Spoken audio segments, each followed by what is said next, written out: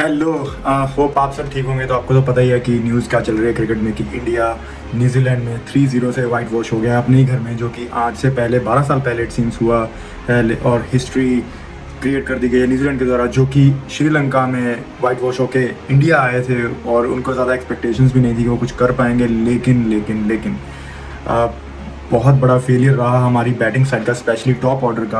आप कब तक लोअर ऑर्डर या मिडिल ऑर्डर पे डिपेंड रहेंगे? रोहित शर्मा और विराट कोहली से कोई बड़ी पारी नहीं आई, सिर्फ एक 70 रन की पारी विराट कोहली से आई है। अदरवाइज़ ऐसा कोई बड़ा कारनामा हमारे सो कॉल्ड बिग नेम गोट ने किया नहीं। और मुझे ऐसा लग रहा है कि यहाँ से उनका डाउनफॉल शुरू हो चुका है। ऑलमोस्ट आई थिंक वो 36 या 37 साल के हो चुके हैं। और वैसे भी वो लंदन में रह रहे हैं। जब खेलने इंडिया आते हैं प्रैक्टिस लंदन में, तो मेरे ख्याल से ये एक बहुत बड़ा रीज़न है विराट कोहली। और आई बिलीव कि अब उनका टाइम आ गया कि वो अपनी फैमिली को टाइम दें, वही उनकी प्रायोरिटी हो गई है। तो जब भी वो यहाँ से कोई मैच या कोई सीरीज़ फिनिश करते हैं, स्ट्रेट अवे वो लंदन चले जाते हैं।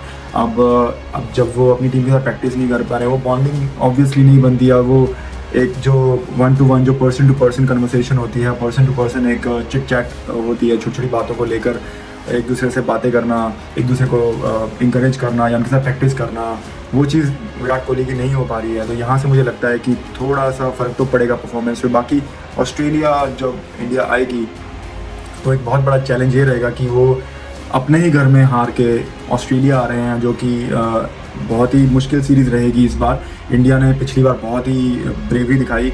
Again it was not under the captaincy of Rohit और विराट की कैप्टनसी में इनफैक्ट जो मैच वो बुरी तरह से हारे एडिलेड वाला, जिसमें वो 36 ऑल आउट हुए, वो अब तक की डिज़ास्टर्स परफॉर्मेंस थी। अजिंक्य रहाणे जो थे वो हीरो बन के आए, उन्होंने टीम की कमान संभाली और एक इंडिया को एक रिस्पेक्टेबल लेवल तक लेकर गए और वहाँ से सीरीज़ जीत के इंडिया लाए। और ये बहुत ही एक ब्रेव एफर्ट था अजिंक्य रहाणे, वॉशिंगटन सुंदर, हनुमा विहारी और हमारे पुजारा जी। तो इन सब ने बहुत बढ़िया एफर्ट लगाए थे और बॉलर्स ने भी बहुत अच्छे एफर्ट्स लगाए थे। तो इंडिया वो सीरीज़ जीता था। लेकिन इस बार मेरे को बहुत चैलेंजिंग लग रहा है। तो मैं थोड़ा सा विराट कोहली के बारे में कुछ बात करना चाहूँगा, अभी के जो करंट जो सिचुएशन चल रही है उसमें। बेसिकली कोहली जो है पिछले 5 साल की अगर आप उनकी टेस्ट परफॉर्मेंस देखें, जो कि लॉन्गर फॉर्मेट है, उसमें बहुत ही वीक रही है। इनफैक्ट वो अब टॉप 20 में भी उनकी रैंकिंग में नहीं आती। 2014 के बाद पहली बार ऐसा हुआ कि दिसंबर जो है लास्ट ईयर का, उसके बाद से लेकर अब तक वो आई थिंक नंबर 22 पे आ चुके हैं। और अब तक के वो अपने वर्स्ट फेज से चल रहे हैं। T20 में ठीक है उन्होंने परफॉर्म किया, वो वहाँ से रिटायर हो चुके हैं। वनडे में उन्होंने वर्ल्ड कप में बहुत अच्छा किया, लेकिन इंडिया को जब ज़्यादा ज़रूरत थी, जो कि वर्ल्ड कप फाइनल में, वहाँ पे वो कुछ खास कर नहीं पाए। और अब जो है लॉन्गर फॉर्मेट में उनकी रैंक है नंबर 22, जो कि एक टाइम पे नंबर 1 बैट्समैन होते थे। तो आप देख सकते हैं कि डाउनफॉल लगातार चल रहा है। पिछले 5 साल में कोई बड़ी पारी उनसे नहीं आई है और वो इतना सीरियस भी नहीं आए थे। आई डोंट थिंक अब वो इतना सीरियसली फोकस भी कर रहे हैं कि हाँ मुझे अब टेस्ट क्रिकेट में कुछ करना। वो जो एक हंगर होता है रन बनाने का, वो जो एक पैशन होता है, वो मिसिंग दिख रहा है मुझे।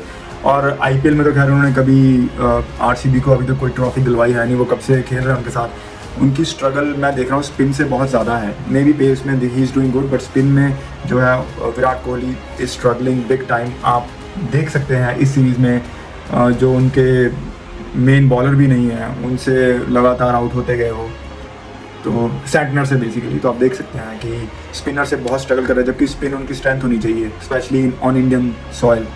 मैं मानता हूं कि ये जो 3-0 की जो हार हुई है इंडिया की, इसमें विराट कोहली का छोटा सा रोल है। बाकी प्लेयर्स जो थे, बाकी बैट्समैनों ने भी कुछ खास नहीं किया। इनफैक्ट जो रविचंद्रन अश्विन है, उन्होंने भी इस सीरीज़ में बहुत डिसअपॉइंट किया है।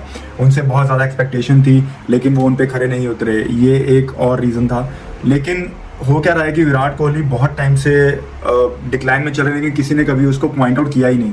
लेकिन अब जो है, अब लोग थोड़ा खुल के बोलने लगे हैं। आई नो कि उनके कल्ट फैन फॉलोइंग है, अगर उनको आप क्रिटिसाइज करते हैं तो people start left right centre आपके ऊपर गलत बोलना शुरू कर देते हैं। आपको लिटरली बोलने ही नहीं दिया जाता, उसकी इतनी कल्ट फैन फॉलोइंग है। लेकिन आई थिंक अब लोगों ने बोलना शुरू कर दिया है। जो 5 साल का रिकॉर्ड है खोल के सामने रख दिया है, तो उनके फैंस भी आई थिंक कहीं ना कहीं डिसअपॉइंटेड हैं। और शायद उन्होंने भी बोलना ही शुरू कर दिया है कि हाँ यार, अब देखना ही पड़ेगा कि क्या कहाँ जाएगी विराट कोहली की क्रिकेट यहाँ से। मैं आपसे ये स्टैट शेयर करूंगा कि 2011 से लेकर 2019 तक विराट कोहली ने लगभग 7200 रन बनाए हैं विद द एवरेज ऑफ 54.97 और उसमें 27 सेंचुरीज हैं और वो 84 मैचेस में आए हैं। Can you believe? और उसके बाद जो है 2019 से जो उनका डाउनफॉल शुरू हुआ है, 2019 से लेकर अब तक उन्होंने 1838 रन बनाए हैं with the average of 34 matches में, और सिर्फ 2 ही सेंचुरीज आई हैं। तो आप देख सकते हैं कि 5 साल में कहाँ से कहाँ पहुँच गई विराट कोहली की क्रिकेट। और ये जो करंट 3-0 वाली न्यूजीलैंड की सीरीज़ जो वाइट वॉश हुई है, उसमें कोहली ने 3 मैचेस में सिर्फ 93 रन का योगदान दिया है पूरे 3 मैचेस में, जिसमें 0-70 ऐसे कर करके सिर्फ 93 रन का योगदान है। लगभग 15 की एवरेज है और 24 साल में पहली बार इंडिया वाइट वॉश भी हुई है। सो यहाँ से आप अनुमान लगा सकते हैं कि कितने बुरे टाइम से चल रही है विराट कोहली की बैटिंग। सिचुएशन यहाँ तक आ गई कि जो मिचेल सैंटनर है, उनकी एक फुल टॉस बॉल पे विराट कोहली क्लीन बोल्ड हो गए, और एक मैच के लास्ट डे के लास्ट ओवर में उन्होंने एक सुसाइडल रन लेने की ट्राई की, जिसमें वो रन आउट हो गए। उनको वो रन लेने की ज़रूरत भी नहीं थी। सो अब ये है कि वो ऑस्ट्रेलिया आ रहे हैं, 5 टेस्ट मैचेस हैं, पर्थ में स्टार्ट होगा, तो अब उनका एक काइंड ऑफ देखना पड़ेगा कि यहाँ से वो कैसे परफॉर्म करते हैं। सो इंडियन टीम अभी एक ट्रांजिशन पीरियड से भी जा रही है। जैसा कि आपको पता है कि पुजारा और अजिंक्य रहाणे को सिलेक्ट नहीं किया गया है, और 22 साल के यंगस्टर यशस्वी जायसवाल जो कि बहुत ही अच्छे बैट्समैन हैं, और सरफराज खान को भी टीम में जगह दी गई है, और रोहित और विराट तो वैसे भी काइंड ऑफ लास्ट फेज में है। तो एक ट्रांजिशन के थ्रू जा रही है ये टीम, लेकिन यंगस्टर्स के ऊपर बहुत ज़्यादा प्रेशर आ रहा है, क्योंकि हमारा जो ये जो बैकबोन है बैटिंग की, रोहित और कोहली, वो बैट से वो परफॉर्मेंस नहीं दे पा रहे जो उनको देनी चाहिए थी। सो यंगस्टर्स पे इस ट्रांजिशन में बहुत प्रेशर आ रहा है, और ये बहुत ही एक situation, it's like a catch 22 की यहाँ से अब डायरेक्शन क्या है इंडियन टीम के लिए। एक बैटिंग में जो हम एक अपने आप को हमारी स्ट्रेंथ बैटिंग को माना जाता है, अभी इस ट्रांजिशन में आगे क्या होगा। ये जो बॉर्डर गवास्कर ट्रॉफी बीजीटी है, यहाँ से बहुत कुछ आगे डिसाइड होने वाला है। अब एक और एनालिसिस है कि पिछले साल से लेकर अब तक सिर्फ जो 3 बैट्समैन हैं जिन्होंने 40+ की एवरेज दी है इंडियन टेस्ट क्रिकेट में, वो है यशस्वी जायसवाल, ऋषभ पंत और शुभमन गिल। सो लगभग 54 की है यशस्वी जायसवाल की एवरेज, और 44-45 की है एवरेज ऋषभ पंत की, और 41 के आसपास शुभमन गिल की है। सो कोहली 37 की एवरेज से खेल रहा है पिछले 1 साल से, और रोहित शर्मा 33 से।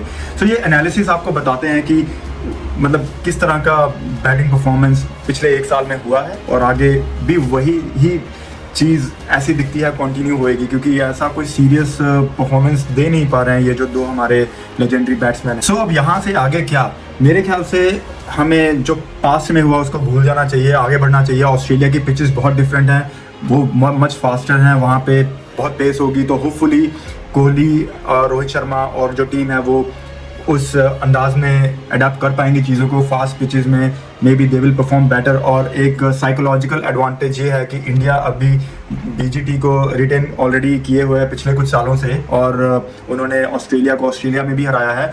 हाँ, लेकिन उन्होंने वर्ल्ड कप जो वनडे का था उसमें लास्ट ईयर हार गए थे ऑस्ट्रेलिया से फाइनल में। लेकिन अभी भी अगर आप देखें कि साइकोलॉजिकल एडवांटेज जो है मेरे ख्याल से इंडिया की तरफ ही रहेगी, क्योंकि टेस्ट मैच और वनडे में बहुत डिफरेंस रहता है। और ऑस्ट्रेलिया में अगर वो एक बार जो पिछली बार आके अच्छा परफॉर्म करके जीत के गए तो शायद वो मोमेंटम कंटिन्यू रहेगा, वो एक साइकोलॉजिकल उनके पास एडवांटेज रहेगा। लेकिन अगेन ये जो पीछे जो भी इंडिया ने टेस्ट मैचेस में अच्छा परफॉर्म नहीं किया, इसमें कहीं ना कहीं हमारे जो बहुत बड़े बैट्समैन हैं विराट कोहली, उनका फेलियर एक बहुत बड़ा रीज़न है। चाहे आप माने चाहे ना माने, चाहे आप बाकी बैट्समैन के बारे में बटाबाउटरी करते रहें, लेकिन आपको ये मानना पड़ेगा, अगर आप विराट कोहली को किंग कहते हैं और उसको अगर आप गोट मानते हैं, तो उनको अपना जो रोल है उसको अच्छे से पूरा फुलफिल करना चाहिए। उनको जो टास्क दी गई है टीम के लिए उनको पूरी करनी चाहिए, मेरे ख्याल से तो यही है। लेकिन बहुत ही इंटरेस्टिंग ये सीरीज़ रहने वाली है।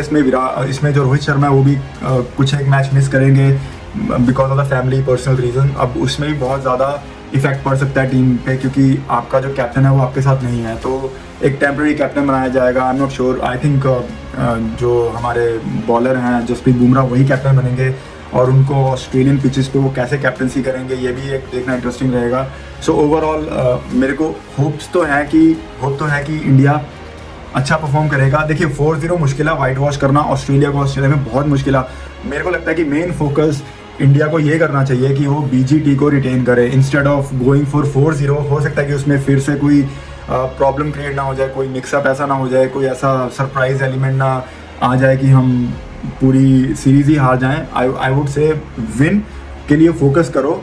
डोंट से कि हमें जो टेस्ट मैचेस का फाइनल है उसमें ही खेलना है, वो चांसेस वैसे भी कम है।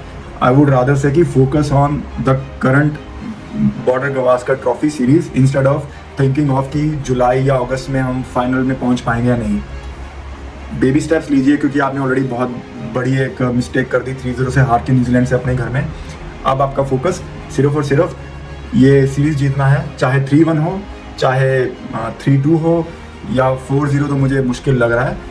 मैं तो यही चाहता हूँ कि बस सीरीज़ जीत जाए, नहीं तो कहीं उससे भी ना जाते जाए। तो आपको क्या लगता है इसके बारे में, मेरे एनालिसिस के बारे में आप थोड़ा सा अपने कमेंट्स ज़रूर दीजिएगा। और I look forward to hear from everyone. Thank you for watching the video.